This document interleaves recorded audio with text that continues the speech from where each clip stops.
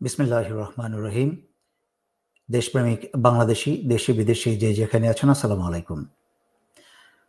বন্যার্তদের সাহায্য, উদ্ধার এবং সাহায্য করার পাশাপাশি গুরুত্বপূর্ণ বিষয় হচ্ছে জাতীয় নিরাপত্তা। আমি তাই বারবার দৃষ্টি আকর্ষণ করছি জাতীয় নিরাপত্তা, জাতীয় নিরাপত্তা, জাতীয় নিরাপত্তার প্রতি।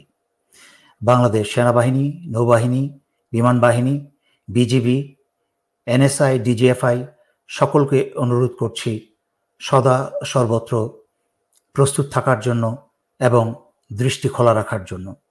কারণ এই বন্যার পানির মাঝে দিয়ে বাংলাদেশের বিরুদ্ধে বিশাল ষড়যন্ত্র চলছে। বন্যা নিয়ে এবং বন্যার সাহায্য নিয়ে আমার বলার কিছু নেই, কারণ বাংলাদেশিরা আঘাতে আঘাতে আরও শক্তিশালী হয়ে উঠেছে, তারা একত্রিত হয়ে উঠেছে এবং বাংলাদেশিরা যথাসাধ্য চেষ্টা করছে এবং ইনশাল্লাহ এই বিপদ থেকে আমরা বেরিয়ে আসব এবং এই বিপদ আমাদেরকে আরও শক্তিশালী করবে, একত্রিত করবে। অতীতে বাংলাদেশে বহুবার বন্যা হয়েছে, তবে এত ভয়ঙ্কর অবস্থা আগে কখনো হয়নি।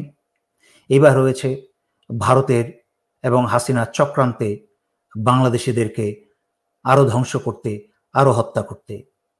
এর জবাব আমরা দাঁত ভাঙা জবাবে দেব না, এর জবাব আমরা 7 সিস্টার ভাঙার জবাবে দেব।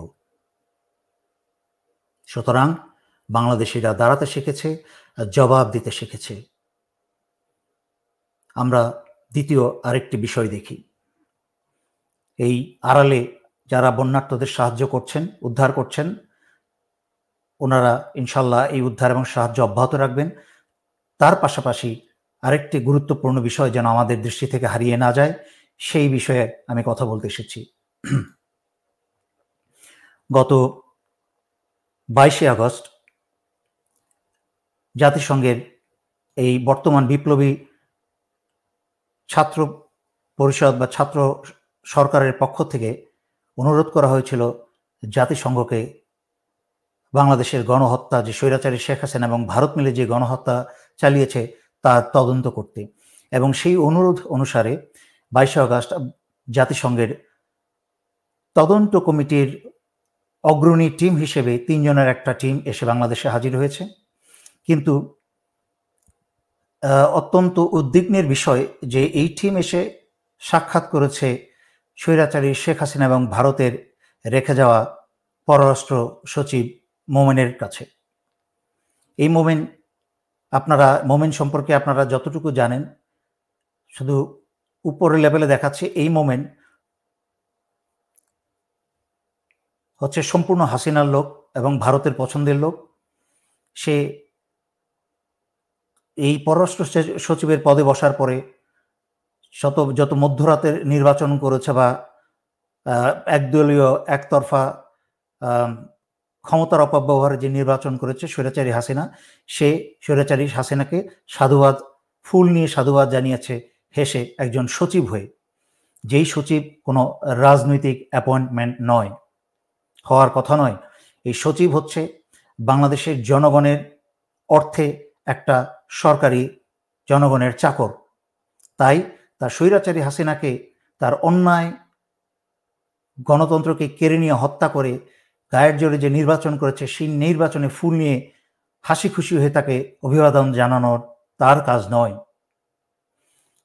এই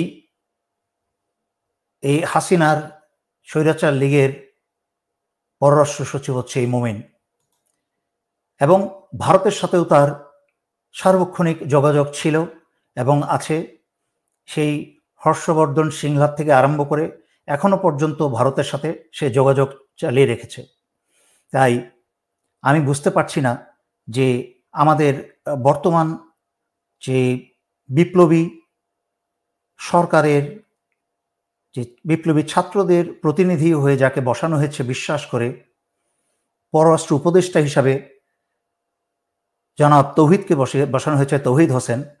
ওনার তো এই পররাষ্ট্র সচিব মোমেন সম্পর্কে ভালো করে জানার কথা, কারণ এই পররাষ্ট্র উপদেষ্টা তৌহিদ হোসেন কিন্তু এই পররাষ্ট্র সচিবের দায়িত্ব পালন করেছেন 2006 থেকে 2009 পর্যন্ত। শুধু তাই না, উনি সাউথ আফ্রিকাতে বাংলাদেশের মিশনে থাকাকালীন সেখানে কিন্তু ওনার অফিস এবং বাসা পর্যন্ত দুর্বৃত্তের আঘাত হয়েছে, ডাকাতি হয়েছে, এবং ওনার স্ত্রীর মাথায় কিন্তু সাউথ আফ্রিকায় সন্ত্রাসীরা অস্ত্র ধরেছিল। ওনার বোঝা উচিত তখন বিদেশের মাটিতে বিদেশি সন্ত্রাসীরা ওনার স্ত্রীর মাথায় অস্ত্র ধরেছিল, কিন্তু এখন বাংলাদেশের মাটিতে ওনার চারিদিকে কিন্তু ভারত এবং হাসিনার বসানো সন্ত্রাসী চারিদিকে ঘিরে আছে। তাই ওনার কাছ থেকে ব্যর্থতা আশা করা যায় না। এবং কিছুক্ষণ পরেই আমি ব্যাখ্যা করব বাংলাদেশের এই বিপ্লবের বিরুদ্ধে কি ধরনের ষড়যন্ত্র চলছে। সুতরাং এই পররাষ্ট্র উপদেষ্টাকে এবং প্রতিটা উপদেষ্টাকে অত্যন্ত শক্তিশালী এবং মনোযোগী হতে হবে এবং কাজে কর্মে কথায় তড়িৎ হতে হবে। তবে কথা চিন্তা ভাবনা করে কথা বলতে হবে। মনে রাখতে হবে স্বৈরাচারী শেখ হাসিনার পতনটা শুরুই হয়েছে কিন্তু তার বেফাস কথায় যে মুক্তিযোদ্ধার সন্তানেরা চাকরি পাবে নাকি রাজাকারের সন্তানেরা কোটায় চাকরি পাবে, সেই কথার উপর দিয়েই কিন্তু তার ধ্বংস শুরু হয়। সুতরাং যখন কথাবার্তা বলবেন সকল উপদেষ্টা চিন্তা ভাবনা করে কোন কথাটা বলতে হবে সেই কথাটা বলা উচিত, সেই কথাটা বলবেন। তারপরে আমি চলে যাচ্ছি, দেখুন যে মানুষ, আপনাদেরকে উদাহরণটা দিচ্ছি শুধুমাত্র, জানি চতুর্দিকেই খবর উড়ে বেড়াচ্ছে বা ঘুরে বেড়াচ্ছে, তারপরও দুটো বিষয়ে দৃষ্টি আকর্ষণ করব। একটা হচ্ছে যে ক্ষমতায় থাকাকালীন কিন্তু কারোর হুঁশ থাকে না, কিন্তু কখন যে ক্ষমতা চলে যায় আর কার যে কি অবস্থা হয় তা একমাত্র আল্লাহই ভালো জানেন।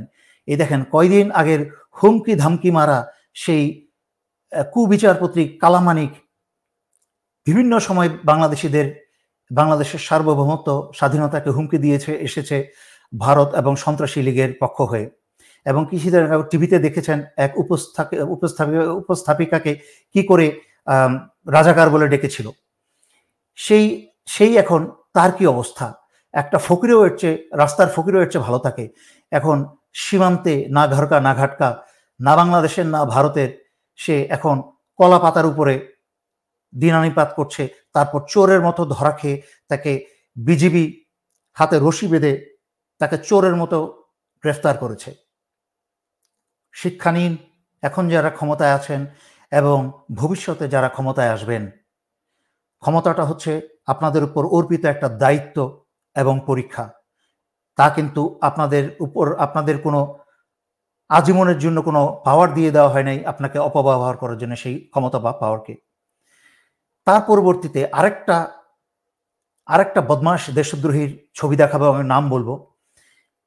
ইমিডিয়েটলি আমার এই লাইভের পরপরই বাংলাদেশের বিভিন্ন স্থান থেকে এই বদমাশটার বিরুদ্ধে আপনারা মামলা করবেন, কারণ বাংলাদেশকে অন্ধকারের জগতের দিকে, ভবিষ্যতের দিকে ঠেলে দিয়েছিল এই বদমাশটাকে। হাসিনাকে রাস্তা করে দিয়েছিল এই বদমাশটা। এই আরেক কুবিচারপতি খায়রুল হক। এই খায়রুল হক অবসরে গিয়ে আইন পরিবর্তন করে সে তত্ত্বাবধায়ক সরকার তুলে দিয়েছিল, যার ফলে হাসিনাকে রাস্তা করে দিয়েছিল অবৈধভাবে স্বৈরাচার হয়ে আজীবন ক্ষমতায় থাকার জন্য। দেশের সার্বভৌমত্ব এবং স্বাধীনতা ধ্বংস করেছে এই কুবিচারপতি খায়রুল হক। সারা বাংলাদেশে বিভিন্ন থানার থেকে দেশদ্রোহিতার অপরাধে এবং তার দেশদ্রোহিতার কারণেই কিন্তু আজকে স্বৈরাচারী শেখ হাসিনা এবং ভারত মিলে গণহত্যা করেছে। সুতরাং তার বিরুদ্ধে গণহত্যা এবং দেশদ্রোহিতা দুটি বিষয়েই মামলা করতে শুরু করুন, এ যেন কোথাও পালাতে না পারে। বাংলাদেশের মাটিতে যেন কোনোদিন মির্জাফর বেঈমান হারামখোর যেন আর পয়দা না হতে পারে, সেই উদাহরণ কিন্তু আপনাদেরকে সৃষ্টি করতে হবে এবং তার দায়িত্ব কিন্তু ছাত্র জনতা সবার। এখন পরবর্তীতে কিন্তু মায়া কান্না করে লাভ নেই, যে এদের বিচার হয়নি। আপনাদেরকে মামলা করতে হবে, থানা ঘেরাও করতে হবে মামলা নেওয়ার জন্য, এবং আদালত ঘেরাও করতে হবে এই বদমাইশগুলোর যতক্ষণ পর্যন্ত বিচার কার্যক্রম শুরু না হয় এবং শেষ পর্যন্ত দেশদ্রোহিতার সাজা যতক্ষণ পর্যন্ত নিশ্চিত না হয়, সেই সাজা হচ্ছে ফাঁসি। তারপরে আমি আসছি, যে কথাটা বারবার বলে বেশ কয়েকদিন ধরে বলছি, আমি স্বৈরাচারী শেখ হাসিনার পতনের পরদিন থেকে আমি বলে আসছি, হুঁশিয়ার করছি, বিপ্লবী ছাত্রদের দৃষ্টি আকর্ষণ করছি, ডক্টর আসিফ নজরুলের দৃষ্টি আকর্ষণ করছি, উপদেষ্টা মণ্ডলীর দৃষ্টি আকর্ষণ করছি। কিন্তু আমি জানি না ডক্টর আসিফ নজরুল এখন কোন কোন ভূমিকা পালন করছেন। আমি এখন দৃষ্টি রাখছি ওনার কাজকর্মের দিকে দৃষ্টি রাখছি, কারণ ওনারা যখন এত বছর কথা বলেছেন তখন কিন্তু ওনাদেরকে নিয়ে কোথাও কখনো সমালোচনা হয় নাই। সমস্ত সমালোচনা কিন্তু হয়েছে তখন, এমনকি যারাই কথা বলেছে কাউকে নিয়ে ভারতের কোনো মাথা ব্যথা ছিল না। কিন্তু যখন আমি কথা বলতে শুরু করেছি সেই অগাস্ট 2020 থেকে, তার 2-3টা লাইভের পরেই কিন্তু ভারতের পত্রিকা দি হিন্দু এবং এই দেখুন সাউথ এশিয়া মনিটর, এখানে আমি কিন্তু হেডলাইন ছিলাম, exile Bangladeshi ex major spew anti India venom gets criticised. সুতরাং আমি আপনাদেরকে বানিয়ে কিছু বলছি না। ডক্টর আসিফ নজরুল বা অন্যান্য যারা কথা বলেছেন কাউকে নিয়ে কিন্তু ভারতের কোনো মাথা ব্যথা ছিল না, শুধু আমাকে নিয়ে ভারতের মাথা ব্যথা ছিল এবং এখনোই আছে। কারণ এই অবসরপ্রাপ্ত মেজর তো সেই হত্যা করা, নিহত করা সশস্ত্র বাহিনীকে আবার জাগিয়ে তুলছে, বাংলাদেশের জনগণকে আবার জাগিয়ে তুলেছে। ইনশাল্লাহ তাদেরকে আবার জাগিয়ে তুলেছি আমি। সেই জাগিয়ে তুলেই আলহামদুলিল্লাহ ছাত্র জনতা এবং সশস্ত্র বাহিনী মিলেই কিন্তু স্বৈরাচারী শেখ হাসিনার বিদায় করেছে। এই ভয়টাই ছিল ভারতের। কিন্তু কই, ভারতকে কোনোদিন আমি জনাব আসিফ নজরুলকে নিয়ে মাথা ব্যথা আলোচনা করতে দেখি নাই। যদি আমি মিস করে থাকি, কেউ আমাকে দৃষ্টি আকর্ষণ করুন, আমার কাছে পাঠাবেন যে আসিফ নজরুলকে নিয়ে, উমুককে নিয়ে, সুমুককে নিয়ে ভারতের কোনো মাথা ব্যথা ছিল। তাই আমি কিন্তু ওনাদের কর্মকাণ্ড খুব সজাগ দৃষ্টিতে খেয়াল রাখছি। এতবার বলার পরেও কেন আসিফ নজরুল এখনো একটা বিপ্লবী ছাত্র পরিষদ গঠন করার কোনো উদ্যোগ নেয়নি? ছাত্র বিপ্লব কিন্তু ইতিমধ্যে অর্ধেক ডাকাতি হয়ে গেছে, অর্ধেক হাতচ্যুত হয়ে গেছে। তার কতগুলো উদাহরণ দেখাচ্ছি। এই দেখুন, যারা কোনোদিন স্বৈরাচারী শেখ হাসিনার আমলে 15 বছর কোনোদিন কোনো প্রকার, বহুবার বলেছি মন্ত্রণালয়, বহুবার বলেছি সরকারি কর্মচারী, কর্মজীবী সবাই নেমে আসুন রাস্তায়, কেউ আসেনি, সবাই সানন্দে নিজের ঘুষের চেয়ারের উপর বসেছিল। কিন্তু যখন ছাত্ররা বিপ্লব করে, ছাত্র জনতা বিপ্লব করে রক্ত দিয়ে দেশকে স্বাধীন করেছে, তখন কি উদ্দেশ্যে বাংলাদেশ মেট্রো রেল তারা কর্মবিরতি ঘোষণা করে? কি উদ্দেশ্যে বাংলাদেশ এনবিআর তাদেরকে যে চুক্তি ভিত্তিক চাকরি দেওয়া হয়েছিল, তারা এখন পার্মানেন্ট চাকরি নিশ্চিত করতে চাচ্ছে? স্বৈরাচারী শেখ হাসিনার আমলে যেখানে তার নিজস্ব আত্মীয় স্বজন এবং ভারতের লোককে চুক্তিভিত্তিক জব দিয়েছিল এনবিআর এবং সরকারের বিভিন্ন স্থানে, তখন তারা কেন পার্মানেন্ট করার দাবি না করে, যখন রক্ত দিয়ে স্বাধীনতা অর্জন করেছে বিপ্লবী ছাত্র জনতা, এখন তারা এই বিপ্লবী সরকারের কার্যে ব্যাঘাত ঘটাতে কেন তারা এইসব দাবি দাবা তুলছে এইরকম স্পর্শকাতর নাজুক সময়? কেন? আপনারা দেখুন, কেন বাংলাদেশের বিভিন্ন অফিস আদালত থেকে বিভিন্ন ধরনের দাবি করা হচ্ছে? রীতিমতো প্রতিদিন প্রধান উপদেষ্টা প্রফেসর মোহাম্মদ ইউনূসের বাসা এবং অফিস ঘেরাও করা হচ্ছে। কি উদ্দেশ্যে? গত 21শে আগস্ট প্রফেসর ইউনূস নিজের বাসস্থান থেকে, সরকারি বাসস্থান থেকে বের হতে পারেননি, দৈনন্দিন কাজকর্ম, এরকম একটা দেশের নাজুক সময়। তার মানে কি? আমি বিপ্লবী ছাত্র জনতা এবং সমগ্র বাংলাদেশের দেশপ্রেমিক মানুষের দৃষ্টি আকর্ষণ করছি যে আপনারা যারাই এখন এই তত্ত্বাবধায়ক সরকার, বিপ্লবী সরকারের দেশ গঠনের কার্যকর্মকে বাধাগ্রস্ত করার চেষ্টা করবে, তারা বাংলাদেশের উন্মুক্ত শত্রু এবং তাদেরকে বাধা দিতে হবে। এদের নাম ঠিকানা ছবি তুলে রাখুন। এরা হচ্ছে বাংলাদেশের নব্য মির্জাফর, এরা হচ্ছে বাংলাদেশের নব্য রাজাকার। তাই বাংলার মাটিতে আর কোনোদিন মির্জাফর তৈরি হতে দেওয়া যাবে না, বাংলার মাটিতে আর কোনোদিন রাজাকার তৈরি হতে দেওয়া যাবে না। এদেরকে শুরুতেই দাবিয়ে দিতে হবে। এই জন্যই বলেছি, বারবার বলছি যে হে ছাত্র জনতা, তোমাদের একটা বিপ্লবী ছাত্র, অত্যন্ত জরুরি বিপ্লবী ছাত্র পরিষদ, নাহিদ আসিফ এমন একটা জায়গায় বসে গেছে যেখানে তাদের চারিদিকে হাসিনার লোকজন সারাক্ষণ ফাইল নিয়ে তাদের চোখের সামনে তুলে দিচ্ছে, যেসব বিষয় তাদের বোধগম্য নয়। যারা জীবনে এইসব বিষয় বোঝে না, তারা পড়াশোনা নিয়েছিল, তারা এসবের কি বুঝে? তাদেরকে এসব নিয়ে সারা দিন রাত ব্যস্ত রাখছে। তারা ক্লান্ত হয়ে বাসায় গিয়ে ঘুমাচ্ছে। সেই যে বিপ্লবের সময়ের সমন্বয়কদের সাথে আর কথা বলারও তাদের সময় নেই। ওইদিকে জার্সিসের মতো ছাত্র সমন্বয়কারীরা তারা ব্যক্তিগতভাবে এবং বিক্ষিপ্তভাবে বিভিন্ন জায়গায় তারা ভাষণ দিয়ে যাচ্ছে।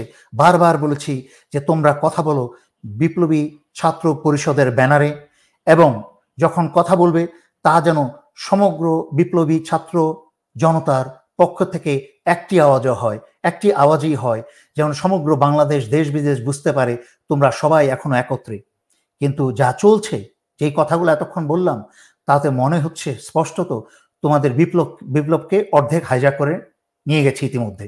এবং এই যে বিপ্লব শুরুর থেকে আরম্ভ করে স্বৈরাচারী শেখ হাসিনা পালিয়ে যাওয়ার পরে যে উত্তম মাধ্যমের পর্যায়টা গেল, এই পর্যন্ত কোনো সন্ত্রাসী লীগ কিন্তু আমার কোনো লাইভে এসে গালিগালাজ করার সাহস পায়নি। কিন্তু আবার দেখছি আমার ইউটিউবে ফেসবুকে এসে তারা উন্মুক্তভাবে লাইন ধরে সন্ত্রাসী লীগরা গালিগালাজ করছে, কারণ তাদের গায়ে লাগছে প্রথম। দ্বিতীয় কথা, যখন আমি বলছি ভারতের বাঁধের বিরুদ্ধে বাঁধ সৃষ্টি করতে এবং ভারতের সমস্ত চুক্তি ছুঁড়ে ফেলে দিতে, চুক্তি বাতিল করতে, তখন ভারত থেকে এবং ক্যালকাটা থেকে কিন্তু ভারতীয়রা স্পষ্টত আমার এখানে গালিগালাজ করছে। কারণ আমি গতকালকের লাইভে বলেছি যে এইসব ঘোষণা দিলেই ভারত তাদের কোমর ভেঙে যাবে অর্ধেক, তা কিন্তু শুরু হয়ে গেছে। গালির পরিমাণ যত বেশি, বোঝা যাবে যে আমার দেওয়া মেডিসিন তত বেশি কাজে লাগছে।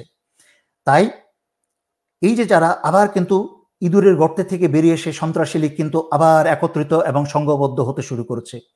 তাই বিপ্লবী ছাত্র জনতাকে বলছি, যেখানেই দেখবে সন্ত্রাসী লীগ আবার গর্তের থেকে বেরিয়ে সংঘবদ্ধ হওয়ার চেষ্টা করছে, সেখানেই ইঁদুরের ঔষধ নিয়ে তোমরা ঝাঁপিয়ে পড়ো, যেন হয় ইঁদুর নিধন হবে অথবা ইঁদুরের গর্তে ফিরে যাবে, আর যেন না বের হয়। আর ইঁদুরের গর্তে যখন ফেরত যাবে, ইঁদুরের গর্তের মুখটা পার্মানেন্টলি বন্ধ করে দিবে, যেন আর এরা জীবনে বেরিয়ে না আসতে পারে। এই বলে আমি আজকের জন্য শেষ করছি। ধন্যবাদ। আসসালামু আলাইকুম।